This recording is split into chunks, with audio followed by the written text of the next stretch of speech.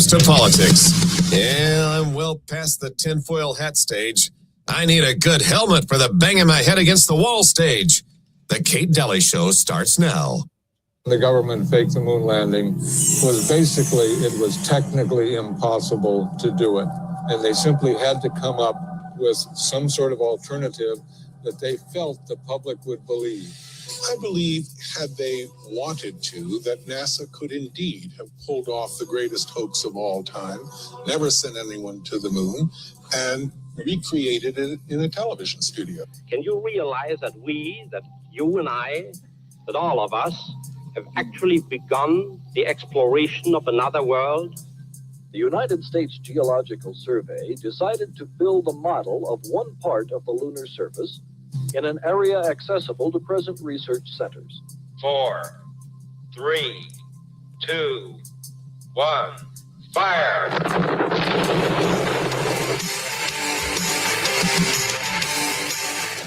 right. Welcome, Kate Daly Show. How are you today? Oh, you're going to like today's show.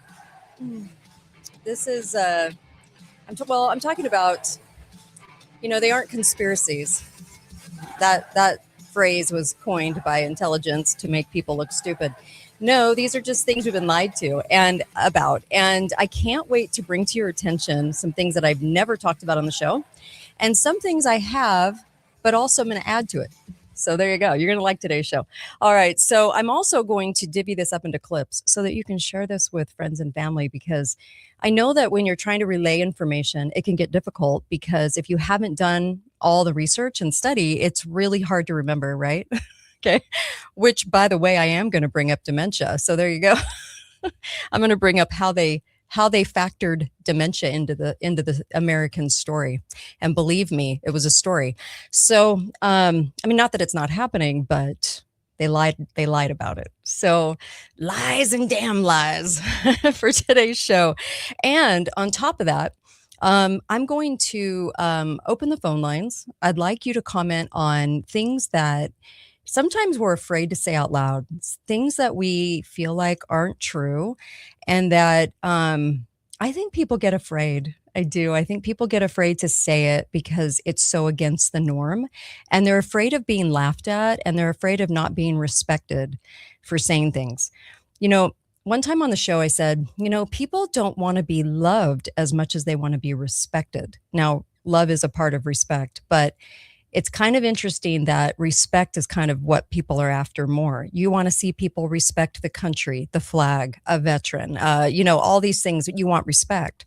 And so what happened was in the 60s, they decided to basically come out with the term conspiracy theorist so that you wouldn't be respected if you questioned anything, which is insane. It's the truth, though. So I'm going to talk about all kinds of lies, and I want you to chime in because I can't wait to hear what you have to say about this. So that was, of course, the moon landing, and I've done shows on this. I've done so many shows on this because once I didn't want to believe it, actually. I did not want to believe it. And I was actually mad. I remember Investigator Dave when I first had him on the show, and this was like over a decade ago. I remember him saying something about the moon landing, and honestly, I was kind of PO'd about it. I thought, no, that's not a lie. That has to be true. And he just shook his head and walked out. And I thought, okay, all right. So I started looking into it, and once I looked into it, I couldn't unsee what I was seeing. I mean, you can kind of see it after you look into it and really do the research. Then you're like, wow, we could have never done that. There was no way. And that's why we're going around the moon. Did you ever think about the fact that they're making a very big deal about spending billions of dollars when we're heavily in debt, so that you won't care because it's for patriotism, and that they're going to go around the moon? Now, remember, NASA, on their own website, not only said that they lost most of the actual records that proved we went to the moon, not the stuff around it. They say we have plenty of that, just like the peripheral things, but the actual evidence that we went to the moon, they lost it. And I remember when I was hosting the Alex Jones show, I said, we have Dorothy's slippers in an encased box, but we just allowed everything from the moon landing to just disappear. And oh shucks, darn, yeah, that didn't happen. And anyway, so on their own website they said that we had been there, done that, so there was no reason to go back. Okay, there was just no reason for it because we'd done it. Okay, now. Why do you think we went around the moon now? That's the story now. We went around the moon. If we've been there, done that, why would going around the moon be so vital and spend billions of dollars going around the moon? Doesn't make any sense, does it? So nothing with NASA ever makes sense. We need to come up with a good acronym for NASA, by the way. I mean, I've seen some, but we need to come up with something even better. So I'm going to kind of scoot over the moon landing just because there are so many people whose emotions are tied into history with that. And it's almost as if the moon landing describes their childhood, and that if you say anything about the moon landing not being true, their whole entire childhood was a lie. Can you imagine being so emotional about something that the government said they did that's tied into your own childhood? And that you're so emotional you can't look at facts? The fact that we had enough fuel to go up 239,000 miles and back. The fact that there wasn't even a liftoff in space. The fact that, I could just go on and on. Who took the photos? Who had the camera sitting there as they took off, showing up in prime time on a Sunday. I mean, just at the perfect time so everyone could see it. I mean, there's just so many things about it, right? But what I'm talking about is the emotion tied to it. And you'll find a lot of people over the age of 50 that are just like, la, la, la, la, la, can't hear a thing because their emotions are tied in to this being part of their childhood. Now, forget NASA. I mean, as far as space, what if we would have done that in the late 60s to detract from the Vietnam War? What if we would have done that about going down to the ocean floor? And I've said this before on the show. Then everybody would have like little sea creatures on their walls and sea creature hats. And we tend to kind of get into the narratives of government. So I just, and then they kind of work their way into our childhood, and then poof, they're part of an emotion that we feel. So if you can take yourself out of the emotion, not let government things define your childhood, and then really take a good stab at it and look at it from a practical sense point of view, from the technology that we had in the 60s, I think you're going to come to the same conclusion, and then you can't unsee it. Okay. Now I'm going to shift to a different one. And then I have some new ones too. So this is a very, very big lie. Now this lie, here is a Chinese woman, and she is talking about the fact that the population of China is not what they say. Now, China is about the same size as the USA. Okay. I have done shows that the world population is a lie. All right. I've done shows on this, and people were so skeptical of my take on this. And it was kind of funny because doing the research, I was just blown away, and I can't unsee it. And the reason that led me into examining the world population numbers were because the people that mentioned it the most were Bill Gates, all your famous eugenics stars. Okay. These were the people that were talking about it the most. And so I thought, why do they always reference population? Why do they always talk about it? Why does it start with population? And then of course we have too many people. Abortion is good. All these narratives coming out of government, and that climate change, too many people are causing climate change. Everything that these people are about, was the start of that was overpopulation.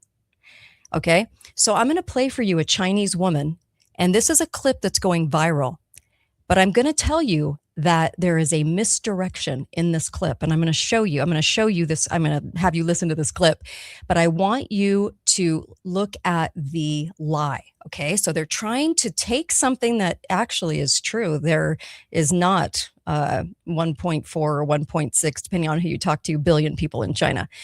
But she has a completely different reason for it. So here is the clip. Here we go. Listen. So you think that they have a very similar population to the United States and China? Yes. Does 1 billion people missing. And this goes back to Missing. what we were saying in the beginning or earlier in the podcast with all of the fake IDs and all of this stuff being found out. Yeah, there's possibly 1 billion people missing. It's not a demographic question, Danny. It's a mathematical question. Let me ask you. It takes a couple to have 2 children to replace themselves, right? Think about it. Yes. If every couple produces 2 children, the population stinks level. Right. So, do you know how many children does every woman needs to have in her lifetime in order to triple its population in 50 years? To triple its population in 50 years, or have what? Let me guess. Terrible. I'll give you the answer. Okay. I asked AI. It's a crazy mathematical. If a country needs to triple or grow its population by 2.5 times, let's just say 2.5 times, okay, over a span of 50 years. 5 kids? Each woman, you're right, each woman needs to give birth on average between 4.5 to 5.5 children. Wow. Okay. Now, China grew its population officially from 1950, that's when the CCP took over to control. Okay, China's population in 1950 was about 500 million. In the year 2000, 50 years later, China's population was about 1.27 billion. Okay, so it grew 2.5 times, right? From 500 million to 1.27 billion. That's 2.5 times over 50 years. Chinese women did not have, on average, have 5 children because of the one-child policy. Yes. Because of the Great Famine. Because of the Great Famine, tens of millions of people died. Because of Cultural Revolution. So China, from one political movement to another, and then to almost 4 decades of single-child policy, there's no way Chinese women had 5. Yeah, there's no way they had 5 children apiece. She's a Chinese woman, and she's questioning it. Now, I feel like there is a misdirection lie in that because they aren't missing. They just never were. Okay? They aren't missing. There's not 1 billion people missing. So what they're trying to do is to tell you that 1 million people in China are missing and that they have IDs and that they're here. Okay, so there's always going to be truth told, but misdirection on top of it. So in the population lie, if you will, okay, this is what happened. I'm going to tell you what happened. So this is on video because I did this show on audio only when I was on the radio before I was censored. I was syndicated nationally and I was completely censored. So I did this show, but I want to say this real quick for those of you who don't remember maybe what I said 2 years ago. The American China Development Company, okay, founded in 1895. And this was founded by J.P. Morgan and Andrew Carnegie. Also, the Rockefellers were thrown into this batch too. They sought to provide the American capital and management to generate this industrialization of China. And so they started building the Hankow Canton Railroad. And then, of course, it linked central and southern China. And there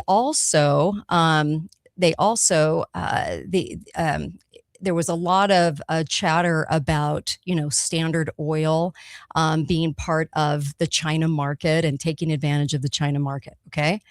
So at the same time, they conducted a study. They wanted a study of the Chinese population.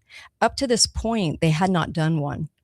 Now, they have about the same landmass as we do here in America, okay? So you're kind of looking about the same, give or take, okay?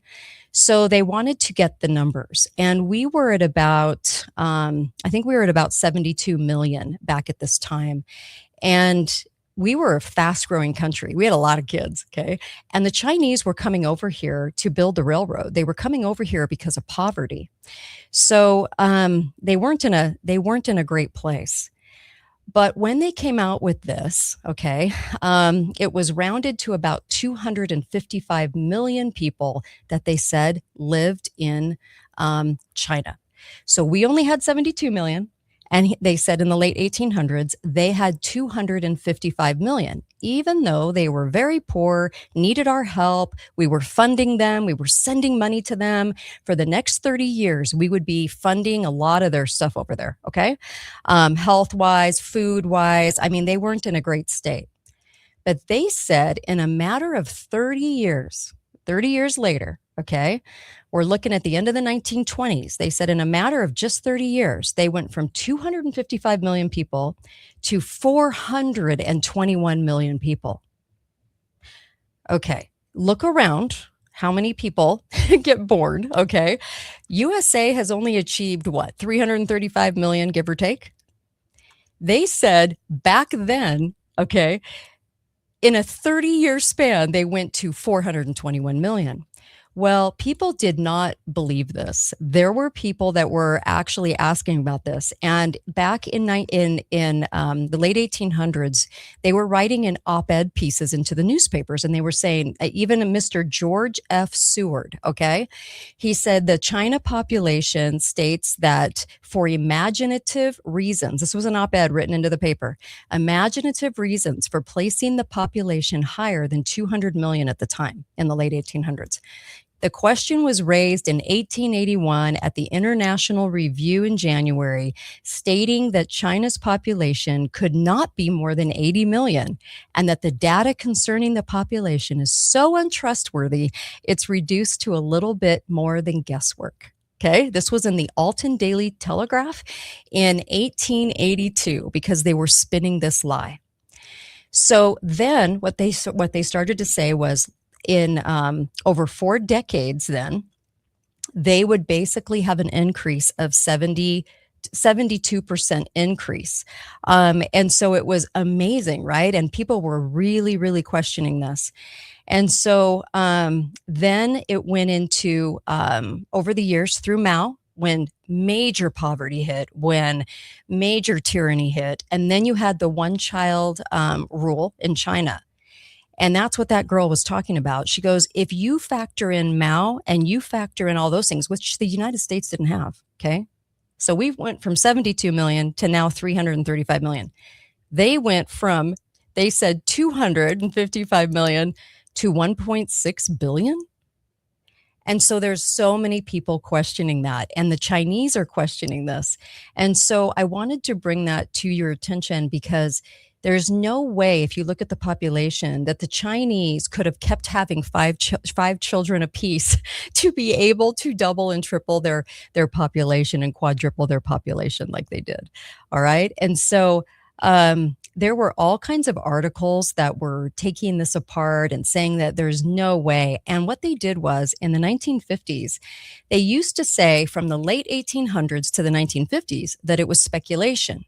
Okay, that the numbers were speculative, okay, because they told you, oh, we couldn't possibly know the real numbers, but we're just rounding it, just rounding it. And then from the 1950s on, they said it was fact. They said it was fact. It was a fact that China had all of these people, okay? So it could not have happened. It just could not have happened. And so 24 million in Shanghai, right? China's biggest populated city with 24 million. How in the world would you get to 1.6 billion? So the people, because we think of it like China, well, China has all these people. Well, yeah, in the cities, kind of like we do, stacked, right, in apartments. But if you really look at the landmass, you're not going to find that. So I bring this to your attention because when they keep saying 8 billion people, the thought is that actually you're looking at probably 3 to 4 billion people.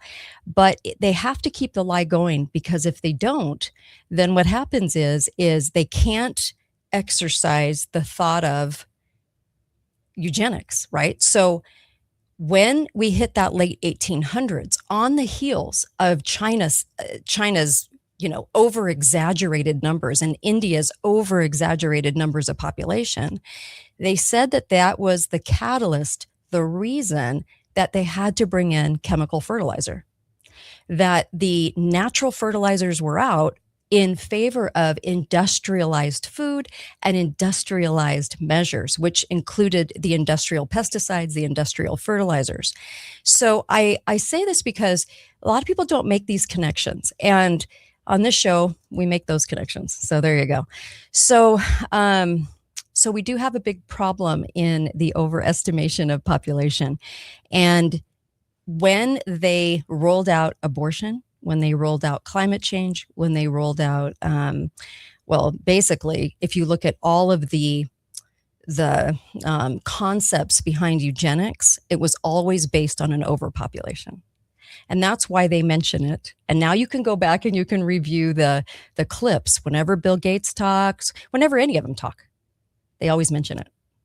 And it usually starts their, honestly starts their conversations. So, so I bring this up because I have brought this up before. I've done a couple of shows about it. And at first, man, you should have seen the reaction. People were like, there's no way. There's no way. They know we have 8 billion people. I'm like, they don't. In fact, it started off with a lie over 100 years ago, and the lie just kept compounding and then turned into a fact. So that's not true.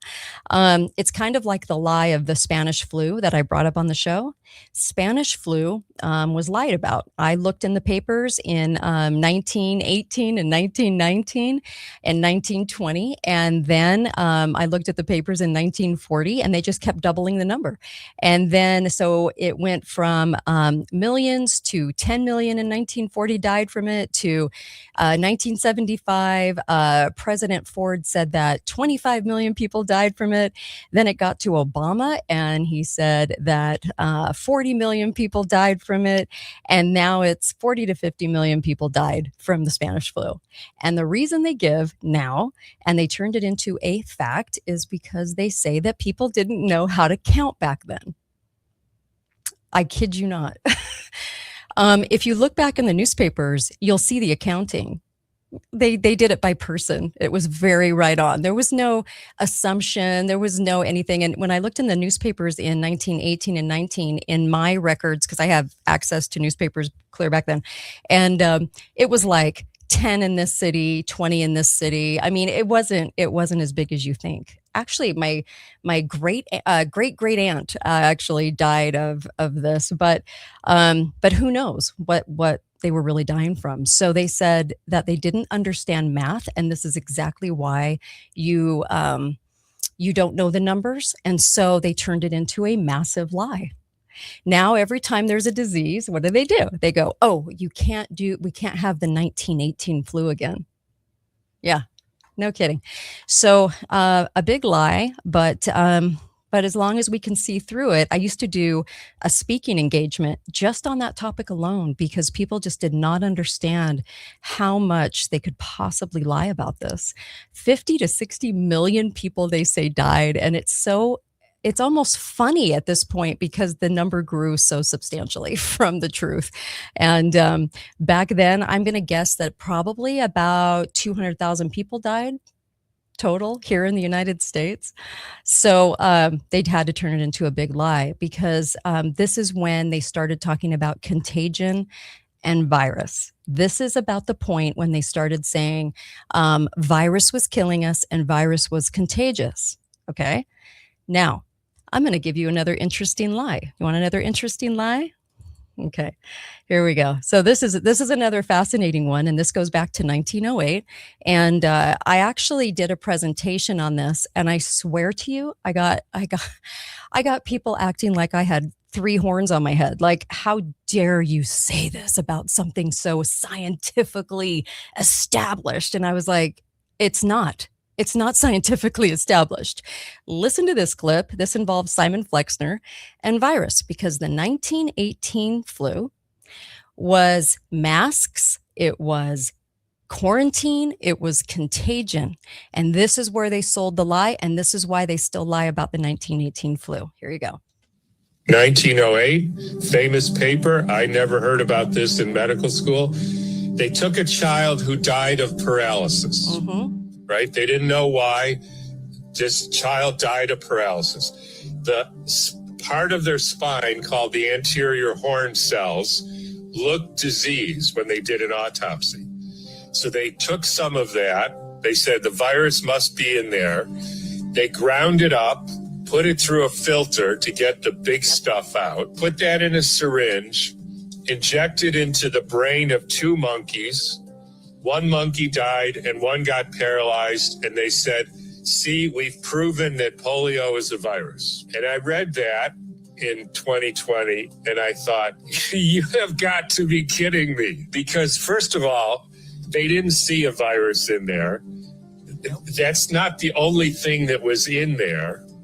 And they didn't inject normal brain into a monkey. Maybe monkeys don't like having dead spine tissue injected into their brain, but that was the proof, right? Yeah. So then they do that for about 50 years, probably 100,000 monkeys. That's, by the way, called the isolation of the virus, which is weird use of the word isolation. Then in 53, somebody says, I'm going to inject healthy spine into a monkey's brain. And you know what happened? The monkey died and the other one got paralyzed. And he said, well, that way is disproven. And so we have to find a new way to isolate the virus. Yep. So what they did was Simon Flexner via the Rockefellers actually said, and this is true, they actually took diseased monkey brains. They injected it into somebody. They said, this isn't bacteria. No, this is a virus. But it's invisible. It's invisible. And it's a virus. We were going to call it virus. And so this was clear back in like 1905.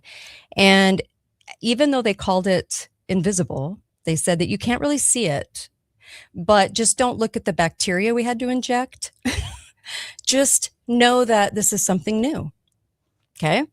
So then when 1918 hit and the doctors were wearing masks, okay, and they were trying to sell the lie of contagion for virus that you couldn't see, what was fascinating about this was that they had doctors writing into the papers and they were writing into the op-ed sections and they were saying, you can't, this isn't contagion. Like, what are you talking about? We don't need to wear masks. The only people that are going to get sick from masks are the people wearing them. Like, this is ridiculous, you know?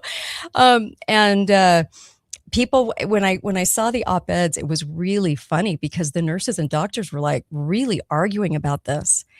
But right after this is about the time that the country doctor was out, right? 1930s. And then, of course, they introduced the Johns Hopkins medical training, which didn't include health. It was all about pharma.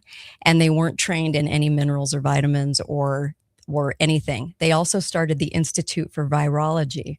And so they made virus into a substantiated claim of science. But the science behind it was that it was invisible and it wasn't a real thing. It was just named. Yeah. I actually did a presentation on this, and I swear to you, like, mouths were on the floor and people looked at me like, you're insane.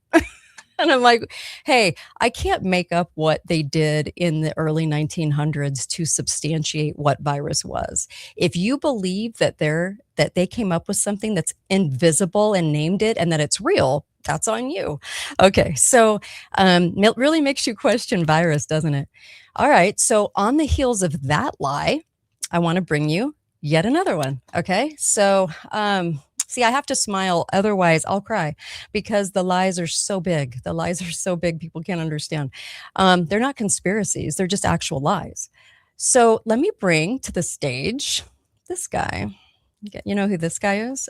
Jean-Martin, what the hell is his name? I always forget it. Jean-Martin Charcot, okay? He's French. And this guy right here, this is very interesting. Now, I want to tell you about this guy because I brought this up a week ago. I think it was a week ago.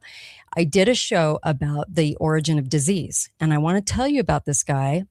This guy is a piece of work. This guy, oh my gosh, you guys. He worked on naming. This is what he did for a living. He named diseases that he said were new.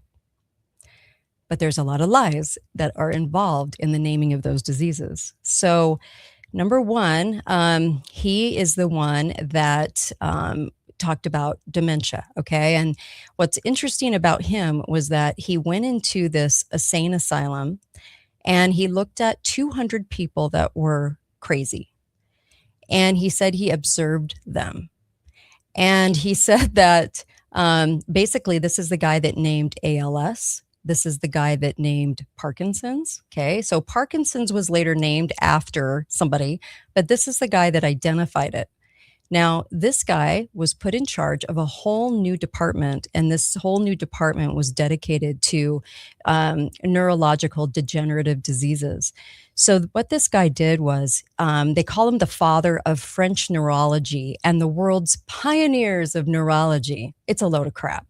Anyway, what he did was he went into this insane asylum, and those diseases were not done by fact. So those diseases were not brought to us because they did a bunch of studies.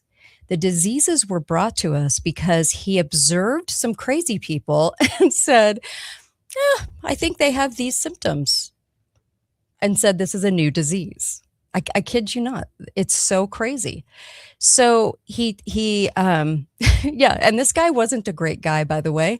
I don't know if you can tell from his countenance, but he's not a great guy. But what he did was they were kind of looking at history. If you look at history and you really kind of look into hysteria, he was studying women that had hysteria. Okay. that were basically going into these clinics. And basically what he did was he said they had anxiety, they had irritability, they had sexual behavior changes, they were calling them unwomanly. And they say this in history, the cause of hysteria was not settled, but medical thought evolved over the century. Now, evolved means that you make it up as you go. That's what science means when you say it's evolving. So they actually said it was more of a nervous disease. And then he said, no, it's way bigger than that, even though he didn't know that, but that it's way bigger than that. So basically, if you're looking at this high arsenic exposure, which was happening in the 1800s. Melissa talked about yesterday, talked about Mary Todd, Lincoln's wife, and that she had pins and needles in fingers and toes, that feeling of pins and needles. That actually is arsenic poisoning. And arsenic was used in many, many things in the 1800s. It can cause personality changes. It can cause all kinds of things to happen to you. And so people who had confusion, seizures, all kinds of like problems walking, all kinds of different things. There was a lot of talk and chatter about maybe possibly what arsenic could do. And so I find it kind of compelling that that Jean Martin, whatever the hell his name is, Charcot or whatever, just kind of penned his name on a disease that people didn't really have. It wasn't a disease per se, but possible poisoning. So you can take with that what you want, but I did find it very interesting that he went into basically like kind of commandeering a new name for a new set of things, like the ataxias. So there's an ataxia, which is kind of like a slow ALS that I mentioned a week ago, I think, that they did a study on. This is kind of how the study, if they did a study, this is how the study went. You study 9 people that live in a little village that are related, okay? And each of the 9 people in this close 3-generational family have certain symptoms. Each one is different. Okay. One person has a heart problem. One person has a walking problem. One person has scoliosis. But they come in and they say, well, they have this new disease. Because if you take all those symptoms and put them together, now we have formed a new disease. That's how they did it. They didn't do it by study. They didn't do what you think they did. Okay. So this is in the 1800s, late 1800s, and all these diseases seem to pop up around the same time, which is very suspicious. So all of a sudden, you had a lot more toxins being used. All of a sudden, you had, arsenic. We had all kinds of stuff being used, and then we had all the chemical fertilizers and pesticides come out, which would cause a lot of these symptoms: weakness in extremities. I mean, all these types of things, right? Motor neuron diseases. I mean, muscle weakness, muscle wasting, all of these things. And what you do is you say these 9 people had this particular disease, this new disease that we've just named. And usually they're naming it after themselves, but we just named a disease. But if you look under the hood, so what they say now is that it's a genetic thing. So, and also on that ataxia, it was that it was European descent. Well, European descent just because they found it in Germany? Only 9 people? It wasn't everywhere. Okay. So what they did was they said, oh, it is genetic and it is of this certain descent, which is basically all of us, because pretty much most of us came from there. So therefore, we have penned a new disease. It's all pretend. I mean, they at the time, this wasn't prevalent. You had, I think, certain poisonings happening that were understandably coming out in symptoms, but they started naming these diseases. And then when you get to the 1900s, so years later, right, all of a sudden, after the 50s, you had the VAX program and you had DDT and then glyphosate as the pesticides. Okay. So you have these diseases, and then all of a sudden doctors start reporting the numbers. But if you look back in history, the lie is that it was underreported. But I contend that if you have a symptom that puts you in a wheelchair or causes muscle extremity, like just weakness, or you're going to see a doctor. Okay. You're going to report that. So it wasn't underreported. It just wasn't as big of a thing. So the more poisoning they did, then it started really showing up in the 70s. So that's why I say there's so much more to the story behind diseases that we don't look at. When people realize that dementia was basically off of watching 200 people in an insane asylum, not looking at all their records, not just observing them and saying that we have dementia. Well, look around, guys. You're seeing dementia everywhere. Do you know anyone that's older that doesn't have some dementia? Is that just an overload of toxins and parasites? Okay. So what are we really looking at, right? The poisoning of America. That's what we're really looking at. So I always find it really, really compelling when I go back into history and I'm looking at all of these things like copper. Okay. Now, there's a product that I take called Recuperate Copper. Okay. There's 2 products that Formula IQ sells, and formulaiq.com. And you can use my name, Kate. But the reason that I started talking about copper and the reason that I tell you about that product is because it's so vital. So basically, what happened was we used to drink from copper pipes. We used to drink from copper goblets. Copper was everywhere. And then when it got to about the 1930s, they started lying about copper. The new medical school, the Johns Hopkins Medical School, started basically not telling you about health and then telling you that it was that copper was scary, that you should fear copper, that copper isn't a thing, and that you can be toxic. Okay, toxic levels of copper. And so it's funny now that people fear it. It's kind of like how they feared tomatoes in the 1600s and thought that they were full of poison. Same exact thing. If people get the idea enough, they will believe it. So nowadays, copper is never questioned. But we knew copper was very, very important to the story because it is the master mineral, right? Well, when you start to look at older people like this woman here, okay? I know I swear everyone looks really depressed at this period of time. They almost look like, seriously, kill me now because my life sucks. It's hard not to find a picture that looks like this right here.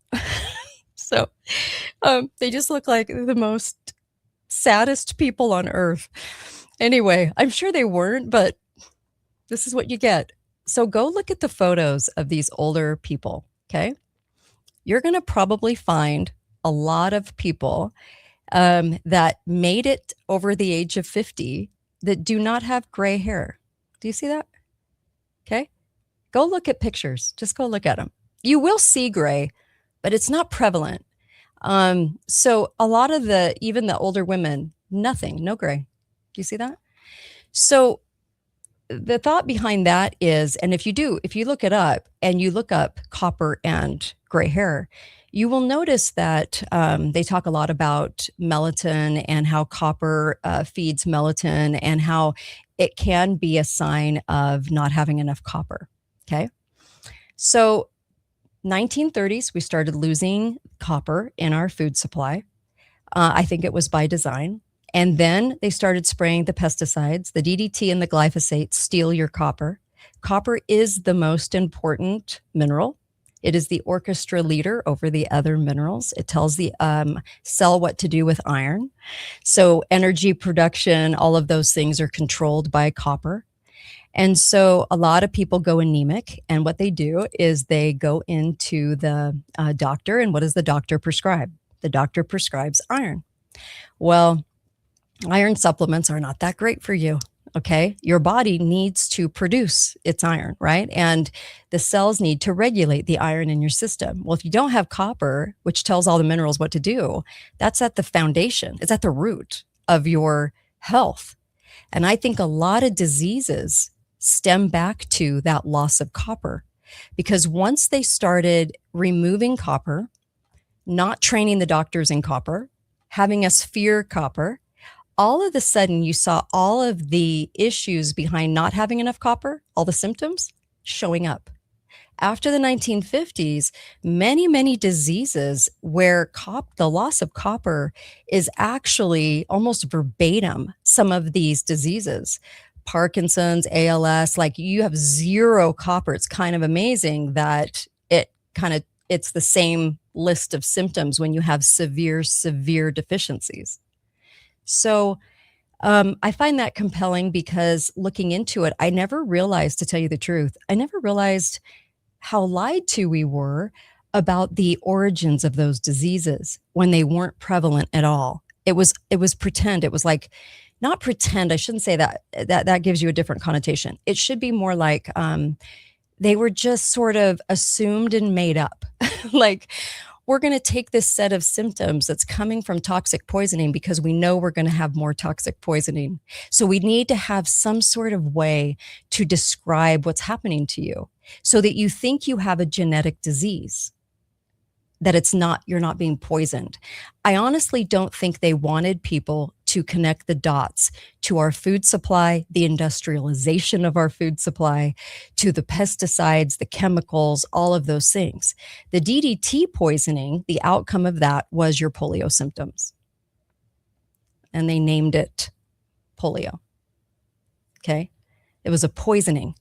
In 1952, I've said this many times on the show, but it's worth saying again. In 1952, Congress started questioning it. I read some of the congressional records. They started questioning DDT and was it causing this polio spike? And they stopped spraying it as much and it lessened. And then in 55, 3 years later, they came out with the famous polio dose. And then it started giving people more of these symptoms. And that is how they substantiated polio as polio, instead of, hey, we have a DDT poisoning going on. So glyphosate, DDT, all of those things steal your copper.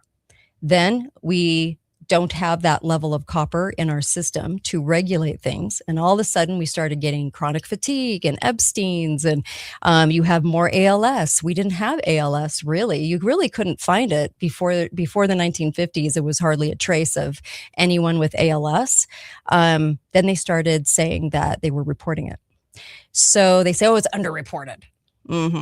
So that's a lie. So anyway, so we start getting ALS. we start getting dementia, we start getting Alzheimer's, we start getting ataxias, we start getting all of these diseases. And these guys were very, very, very busy penning their name to a set of symptoms that were just emerging at the time. Now, think about that for a second. Why would you take the time and put money into that? See, doesn't make any sense. It just doesn't make any sense. So that one is a very interesting one too, because we don't look under the hood. We don't go, well, what was the study? How did they name said thing? How did they name Alzheimer's? Alzheimer's actually came off of one person. It was one person. It was taking one person's brain and saying that we have a new disease and it's Alzheimer's. Very interesting, because I actually do think that many things that we're incurring right now are coming from a series of poisonings and parasites. Parasites can actually take your copper as well. Did you know that? Parasites actually can steal your minerals. Yeah. So what they were, going back to arsenic for just a moment, 19th century, they were using arsenic in everything: farming, homes, medicine, and fashion, everything. But they never wanted to associate that with illness. So they started penning these disease names. Okay. And then I think they upped the ante. I think they actually started really going crazy on all of these poisons. And then still to this day, they can go, well, it was substantiated in the 1800s, so therefore it must be genetic and it must be, your descent and all these things. But that's actually not true. So that's my take anyway, after doing all of this research. So there's that. And virus, dementia, I'm going through my list of things. If you saw me on a video in 2021 that went viral, you're going to remember that my husband got out of the hospital, that he had what they called COVID. And I said, yeah, COVID's BS. It's pneumonia. And they wanted to do remdesivir, and they wanted to do the ventilator on him. And they kept trying to talk him into that. And his D-dimer numbers, his numbers were off the charts. They were very, very bad. And we opted to do high dose vitamin C. Between 10 and 25,000 units back in the 1930s and 40s, they had already established that high dose vitamin C could kill pneumonia within 24 to 48 hours. So we did high levels of vitamin C liquid. We did zinc. We did took them off the steroid that they wanted to do, because they started it. We made them take it off because it was causing diabetes symptoms, making diabetes go through the roof, and put him on budesonide. And day 3, he was out of the ICU. And on day 5, he was golfing. And he should have been dead. So when you rely on things that actually work. And my reliance was on the frontline doctors. My reliance was on my study of disease. I was willing to bet my husband's life that we were being lied to about COVID, because I knew that in the hospitals, they saw a whole lot of death, but they were pretending as if they were doing all that they could. And I didn't want him to die, and I wanted to make sure and get him out and in one piece and healthy. And so we went back to the roots of health and made sure that we were giving his body what he needed. And within about 30 hours, he was sitting up and eating Chinese food and doing great. And the guy on the right of us died, and the guy on the left of us died in the ICU. So if you saw that video, it went viral because I was trying to help people. What I find kind of compelling about the whole COVID thing was that anyone that did that high dose vitamins and kind of went with the frontline doctor's protocol, I haven't heard anyone that died from that. I got hundreds and hundreds of letters daily. It was amazing, about people that were looking into the frontline doctors, what to do rather than taking the doctor's advice. Now, plenty of people died from what the doctors said to do, but people weren't dying from doing the thing that the frontline doctors said to do, the doctors that actually knew about health. Don't you find that compelling? So the proof is right in front of our faces. It's just, are you going to look at it or not? You can look at it or not, right? So people were messaging me all over the country, getting their loved ones out of the hospital in one piece. That's important. That's important to know that after rejecting everything that the government and the hospital said to do, my loved one was thriving. Okay. It was a scary time, but my loved one was thriving. Why? Because we went back to the roots of health, and we didn't look at pharma. We didn't say pharma's the answer, government's the answer, and the doctors run by the government are the answer. And so I went against all of their advice, and they told me I was going to kill him by doing that. You're going to kill him if you don't put him on remdesivir and a ventilator. You're going to kill him. But what's ironic about that is that when he lived and he's thriving and he's healthy and he's out of the ICU in 3 unheard of days, they called it an anomaly. That's how idiotic they are. They called it an anomaly. So I guess we have a lot of people that followed the frontline doctor's advice, and I guess they're just anomalies, all of them? That's amazing. So what I'm saying is, look, when it comes right down to it and your loved one's health is on the line, please listen to your gut and pray about it. And God really came in for me on that one, because I knew what to do. And I relied on the people that knew what to do. And I completely rejected the asinine doctors that were telling me to do the exact opposite, and the nurses that acted like bullies. I was basically like, you're not going to kill my husband. Sorry. So not today. And we got him out of there. And when he was golfing on day 5, a lot of the nurses and doctors really kind of looked a second look and went, what? And then I've told you this before. I've told you this many times because I really want to make this point, because when my husband's life's on the line, this is a good point to make. Okay. But what was fascinating and what really took my breath away, okay, was when people heard that podcast and they started going in to the doctor to request how my husband survived, okay, and got out of the hospital with, and that was just high dose vitamin C and zinc and D, okay. When that happened, people started going in and requesting those things.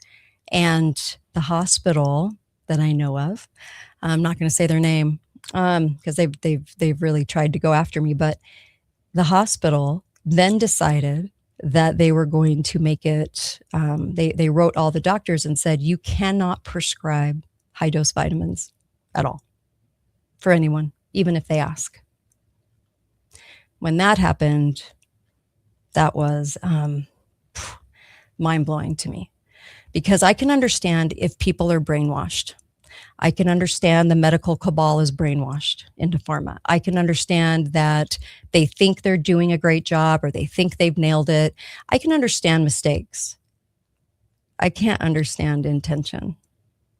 When it becomes intention, when the medical cabal has the intention of depriving people of their choices to make themselves healthy, now we have a criminal problem.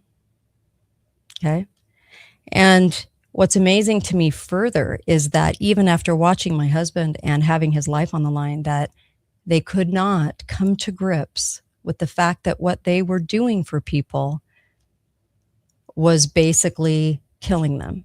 They couldn't come to grips with that. So they made me the enemy. They made vitamins the enemy. They made minerals the enemy. I know, it's amazing. It's like a psychosis. Okay. So in the future, when we have more, because Pfizer's not done and the government's not done controlling your health, learn as much as you can about health right now. Have as many old books as you can on hand. Know about health. Know how they lied about diseases. Know what possibly caused those diseases. Look at symptoms. Look at the things as, why would these women be hysterical or feel like they had pins in their fingers or all of these things? Could it be a poisoning of arsenic? I mean, ask these questions. Ask better questions. Go back to the original studies. Look at the origins of disease. Look at the origin of virus. You're going to learn so much about our health. Virus is imaginary. Virus is imaginary. And doctors at the time in the early 1900s were saying, wait a minute, how can you name something that's imaginary? How do you get people to believe it? Easy. You just say it's a product of science. And then you have science owned by people like the Rockefellers. And whatever they say is fact. So you can spin it out really well, actually. It's not too hard. We're very gullible. We're very gullible people. You know, when I looked at I brought up the flu numbers, the Spanish flu, and they lied about it. So 1918, maybe 200,000 people. In fact, it was like on page 10. Like it wasn't even front page news for a lot of it. We kind of think it hit front page news every day, like the death toll, like what we have now, you know. That's not it at all. Go look back at the newspapers. It wasn't like that at all. It was like page 10, okay? It wasn't a world crisis that was going on at the time. And this is right about the time that they were starting to mess with vaccines, and they were actually using those on our soldiers. Yeah. So you had breakouts of things at the army camps at the time. Anyway, when I looked in the newspaper and saw that in 1940 they changed the number and they put it at 10 million and they said approximately. And then in 1975, when Ford said, it was 25 million, not one journalist questioned that. Not one journalist looked at that. Not one person said, hey, wait a minute. How did you go from 10 million to 25 million people? And then when Obama had it changed during his presidency to 40 million, and the excuse was because they can't count. They couldn't count back then. It kind of gives you a whole new view of medicine, doesn't it? And you can't rely on your newspapers and your journalists to tell you the truth about it. So you have to do it. It's on us. It's our responsibility. In fact, during COVID, this is very, very interesting. The newspapers all told you to get the shots, right? They gave you all the stuff that the government wanted to give you. They were the mouthpiece of the government. They told you to get the shots. They told you remdesivir was working, even though it was killing people. They told you the ventilators were perfect and amazing, and it was the only option we had. It was it. That was it. It was the only option. And then there were people in the hospital saying they were getting talked into a ventilator. Then you found out that there was money behind it, and the hospitals received X amount of dollars for COVID patients on ventilators. And then you started to put two and two together, right? So during that time, the newspapers spilled out every single lie to you about this that was fathomable. Okay. Just every single lie. And we were on the radio getting skewered because we were telling people, don't listen, don't listen, don't listen. They're lying to you. Every single day, they're lying to you. From day one, we were like, they're lying to you about this COVID thing. So when this happens again, what are you going to do? What's your game plan? My advice to you, because the medical cabal is so owned now, and as you saw in 2020 and 2021 and 2022, the hospitals are completely commandeered, okay? And this is why people lost their rights. Family members lost their rights to see their loved ones. Our nursing homes are completely commandeered by the government. This is why you weren't able to visit your loved one as they were dying in a nursing home. So knowing that now, and knowing that the same government is in and the same government isn't changing a thing about what happened, okay? They're not changing any laws. They're not doing anything about it. Okay. Nobody's changed a thing since those lockdowns, loss of liberty, and then also the commandeering of our medical. Okay. So the newspapers never said they were sorry for reporting all that BS. They never said they were sorry for reporting the lies about the hospitals being filled, and they weren't. They never reported to you that, hey, we probably made some mistakes about that ventilator and remdesivir. And by the way, they changed the name to Valkyrie. But they never ever retracted, said they were sorry or anything. And no one, to my knowledge, has ever written the newspaper and said, gee, thank you for saving my life. But I guarantee you that the frontline doctors got hundreds and thousands and thousands and thousands of letters saying, thank you for saving our lives. So now you know who you can rely on for truth. Okay.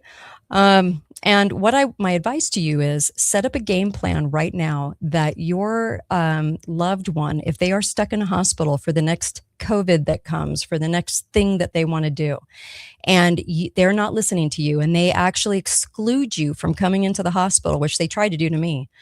Only one nurse stuck up for me and said, you can't do that. It's not ethical. But they tried to remove me from being my husband's, person that talks for them in the hospital. They tried to do that on the first day based on what I do for a living. So my recommendation to you, and remember this because this is important,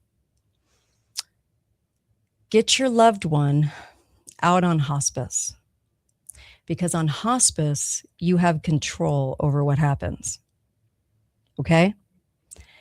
I was telling people to do that because I said, if they can't listen to you and you are not permitted in that hospital and they are doing everything that they want to get away with, okay, get them out on hospice. Have a plan, because people didn't have a plan. They didn't know what to do. And they were just going crazy. They were messaging us and texting us, trying to figure out what to do for their loved one because they thought, the hospital's killing my loved one right now. And my advice to them was get them out on hospice because you have control over what happens. You can then have those high dose vitamins administered. You can do things that under the hospital roof you can't do, and resort to more health measures. But I'm telling you, I know all of you guys were affected during the COVID years. You knew somebody that died in the hospital, and the doctors and nurses were still called heroes, and everyone marched around as if they were saving the day, even though people in their care were dying. But we called them heroes. We made big bulletin boards and big posters out of it. And we did commercials where doctors were hailed as the heroes, and they just were trying. They were trying. Were they? Because the doctors I ran into didn't study anything. They did what they were told, and they knew it. They even admitted it. Oh, we take orders. That's what we do. We take orders. This is what the hospital says to do. This is all we can do. And if most of the people are dying on it, I guess that's all we can do. And my objection to that was, you mean you can't find a doctor that's going, hey, what we're doing isn't working. Maybe we should try something else. Maybe we should do some research and look into this, because the doctors are treated like gods.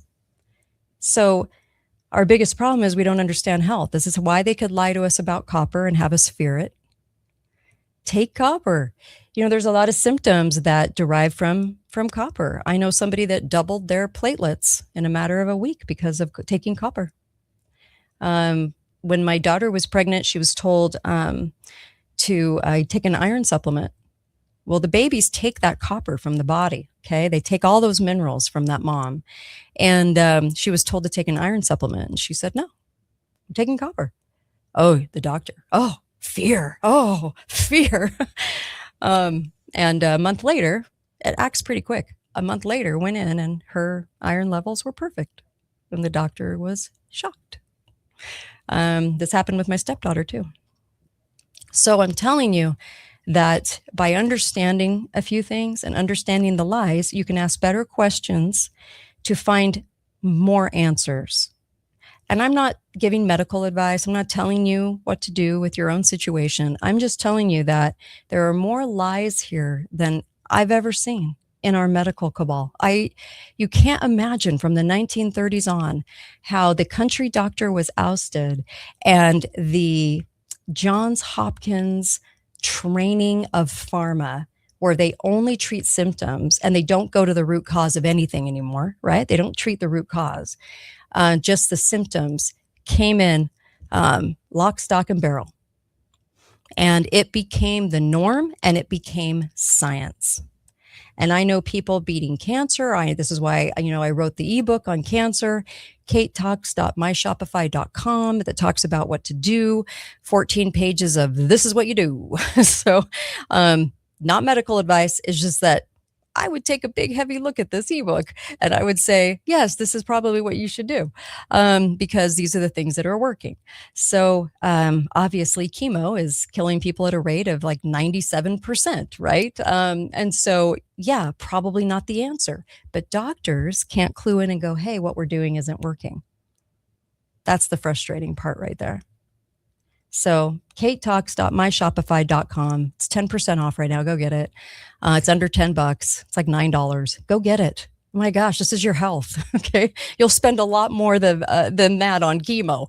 So before you do that, you might want to check this out, because I'm just there to save people a lot of research, because people launch into research mode and they spend a lot of time trying to come to the conclusions that are already in this book. So katetalks.myshopify.com. I take Cardio Miracle every day, twice a day, because it's that mineral delivery system, right? And we need more minerals, more fruits and vegetables. That's what that is, Cardio Miracle. And I take copper. I take all of these things because we are devoid of these nutrients. They're not in our soils. We have pesticides and toxins and parasites that are killing us, and we're not doing anything about it. We just keep allowing the medical cabal to steer us in a direction of more medical cabal. And that's not okay. How are we going to change that? Come on. We got to change it, right? So the other one I was going to mention, and I'm running out of time, was organ donation. For the love of Pete, stop signing up for it blindly and telling them that they can have whatever organ they want. Each body is worth $1 million to $2 million. This is why they try to get you into organ donation as fast as they possibly can. And they can't take organs from a dead person. They take them from you when you're alive, very much alive, and you can feel. Okay? And they do it without anesthetic. And I have done shows on the origin of organs. And people, this is exactly why you're shown movies after movie after movie after movie, commercial after commercial, all the nurses and doctors giving the glorified honorary, standing there while the donor is wheeled down alive to take the organs. We have people sitting in hospitals that are crying because they're saying, look, I think my loved one can live. And they're getting thrown into the decision of organ removal because their licenses say so. Why do you think it's on the freaking driver's license? Haven't you thought of that? They put it on your driver's license? Why? Does everyone die in a car crash? I'm telling you that it's on your driver's license for a reason. There's money to be made on organ donation. Please stop putting it on your driver's license as an organ donation bin, okay? Because there are so many instances where the body just needs to heal and the person wakes up. The brain just needs to heal and the person wakes up. There are so many instances of this. Please don't rush into it. And there's a reason they come down now and they bully you. The people from organ donation literally bully you into a decision. And they do it fast when you're freaking out and when you're in grief and when you're in this state of crazy. And they do it for a reason, okay? I've done shows on this. All you have to do is Google the Kate Daly Show organ donation. It'll come up. And I just want to tell you what a big fat lie it is, and that there really isn't a thing called brain death. That term was coined in the late 60s, and it was a product of the medical cabal. So it was not a thing. And the person that actually, I'll have to look this up, the person that actually talked about that and brought this to light was just dumbfounded that we were falling for this, that we were basically like not even questioning this. So there's so much to this that I really want to relay to you guys, but I've done shows on it, like I said, where the testimony of this, the things that are done since the 60s in organ donation, you're going to want to question that. Quit putting it on your driver's license, for Pete's sakes. Because it's so There's just a lot of evil behind it as well. And I know that there are people out there that say, I was saved from this. I get it. I get it. And yes, maybe your life was prolonged because of this, but you better be real careful about it too. And extremely careful in the way that you view it, and in what situation you would actually want to do this. So, let me see here. I just wanted to give you this. Sorry. Hold on a second. For some reason. Oh, Dr. Paul Byrne, Byrne. All you have to do is look him up, because he talks about the beginning of this multi-billion-dollar industry, some very evil practices going on. And the HIPAA document that we all sign has 14 hidden clauses in there. And that even if you have not consented to be an organ donor, or even if you had just taken it off your license, the hospital will say you didn't know what you were doing and maybe you still wanted it there, so they can take your organs. So you want to be real careful about this and make sure you're signing a document that says, based on your situation, your loved ones, after you speak to them, get to determine this. The hospital does not, because the hospital now is taking liberties and doing things in this area that they haven't done before. In fact, getting a lot more strenuous about taking the rights away from people and doing the organ harvesting. And so there's a lot of money to be made. By the way, like I said, the term brain death is not a thing. People think that that's like clinical science, and it was just coined. It wasn't a product of anything, actually. But Dr. Paul Byrne actually talks about the truth about organ donation, and you're going to want to check that out. Once I saw that, I couldn't unsee it. It was bad. It was really, really bad, and scary, because we just think it's this honorable thing to do. Think about all the movies. Remember Minnie Driver in that movie, and all these different movies about organ donation? They really hype it up. And they show you this all the time. I don't know if you guys get that, but they're showing you commercials. They're showing you shows. They're really, whenever the media is hyping something up, take a second look. Take a second look at it. Just make sure you know enough about it. And give the time that it takes to heal to a brain. You might want to just exercise the option to wait a little bit before you end that life. Just wait a little bit. There are plenty of stories out there that you can get to that talk about the fact that they waited and they were so happy, but they had been bullied by the hospital to end the life quickly.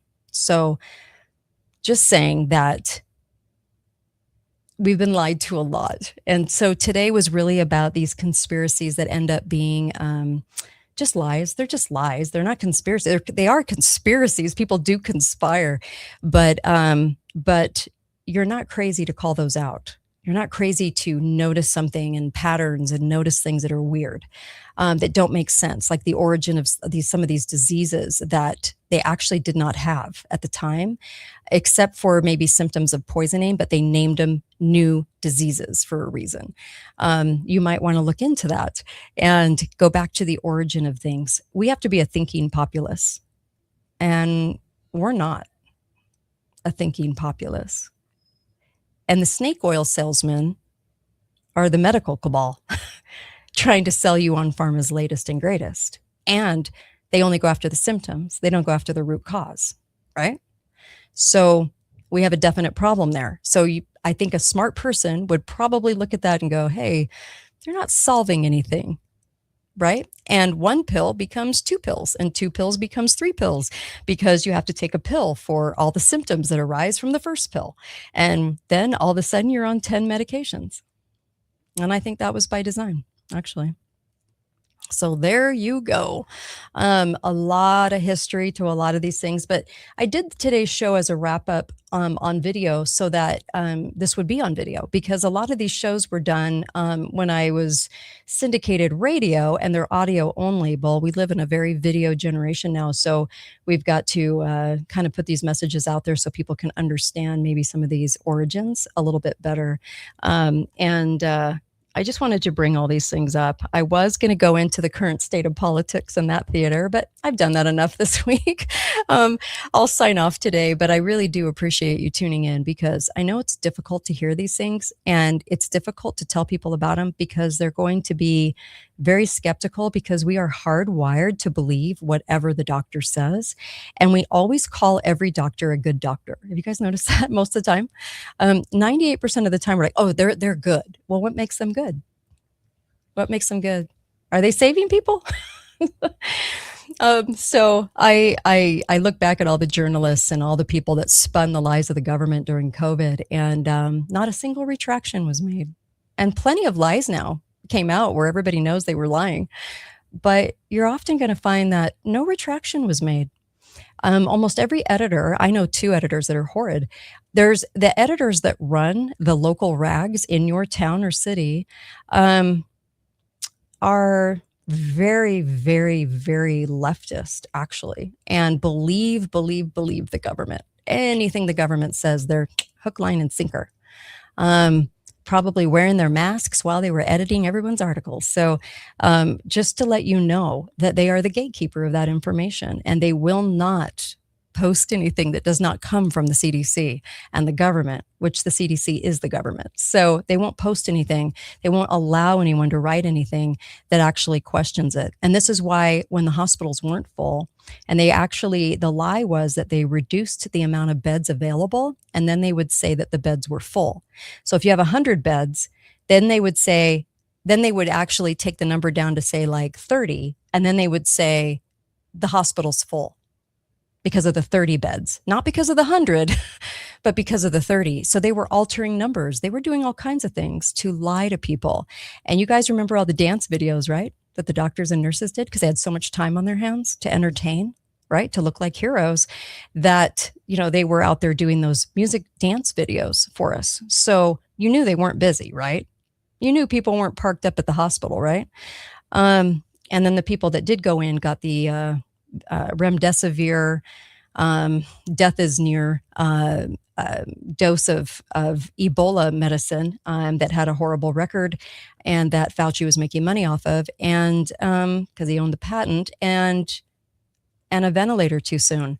Now the articles are coming out saying, yeah, the ventilator was given too soon. They were talking people into it. I know somebody that got talked into a ventilator by the hospital and died. Got talked into it. Didn't want it, got talked into it. They were also doing some pretty sneaky stuff too. Like administering remdesivir on the sly, so they didn't think people would notice. I know people that noticed. So we got to take better care of our health and actually learn something from 2020. This is the time to do it. And if you don't get it by now, I don't know that anyone will, by the way. I'm not quite sure anyone would get it by now if you haven't gotten it, that we were lied to severely by the media, your news media, even people on our alt-right, okay, lying to you, pretending that it was scary. We're going to catch the next COVID bug. And then also, of course, just looking at all of this, I'm just amazed. I know there's a place for medicine that we know today, and that would probably be more in trauma. For disease, oh, hell no. No. I would never go to just your straight up medical doctor for disease. No way. Trauma, yeah. Stop the bleeding, save a limb, trauma. Disease? Oh, hell no. Because they don't understand health and they're not trained in health. So, and that's a big problem for all of us. And we're getting told by the medical cabal, these no salt diets. You need iodine, you need salt, you need all these things. I mean, I just can't believe the lies we're being told. But also go back to the world population lie that I talked about earlier. That's a huge one. That's a huge one that actually gave them the eugenics movement over the last 120 years. So everything stems from population. Go back to the speeches and you'll see them cite the overpopulation numbers over and over and over again to drum that lie into your mind. And then you realize that they are lying about the numbers in China and India. So anyway, I leave all that with you for the weekend. Review this again, and I appreciate you. I appreciate that you're interested in hearing something different and hearing some truth instead of the standard agreed upon unity broadcast, if you will, because there's too much of that going on and not enough thought and truth and actual thinking happening right now. So be faithful, be fearless. Go to katedalleyradio.com, support the show. I don't know how much longer I'm going to be able to do this. And the products that I talk about, go get them. Go get the cancer ebook. Go get the copper. Start taking that. I care about your health. I want you to be healthy because we need you. But honestly, I only tell you to take the things I do because I take them. And I've been given a lot of products over the years to pitch to you guys, but I only tell you about the ones that work. So Cardio Miracle, amazing. Cardiomiracle.com/Kate. Try it out. Copper, take that at formulaiq.com. Recuperate Copper. They have two different ones, Copper IQ and Recuperate. Take Recuperate. And so many wonderful things that you can do. All right. I appreciate you guys. And by the way, have a really good weekend. Thanks, you guys.